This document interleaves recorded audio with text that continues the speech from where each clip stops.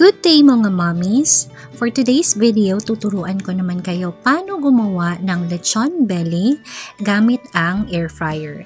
So as you can see kanina, nabili lang namin itong belly, chon, or hindi pa cook, pero dun sa Save More, which is only 262 pesos. Ngayon, timplado na siya, naka-roll na rin. So all you need to do is, you put it into the air fryer. Lalagyan mo muna ng parchment paper para hindi masyadong maging dry.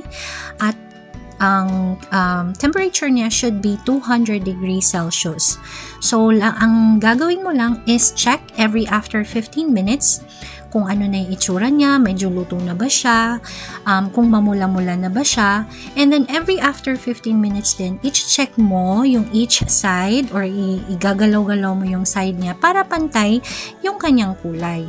Now, since gutom na kami sa mga panahong yan, tinanggal na namin nung nakita namin ganyan na, hindi na namin masyadong pinakrunchy. Tapos, in-slice na namin. Once again, itong ano na to, medyo malaki na siya. Good for 4 people, 2 adults, 2 children. Medyo sobra pa nga sa amin yan. Napakasulit na dahil sa halagang 262. Wala ka ng ibang bibilhin, paminta, mga ganyan, garlic. Wala na kasi nakatimpla na siya at sakto yung timpla niya. Ang gagawin mo na lang is gumawa ng napakasarap na sausawan.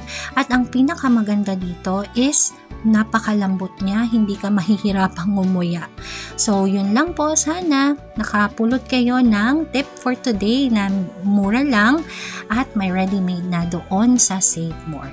So, that's it for today's video. Bye-bye!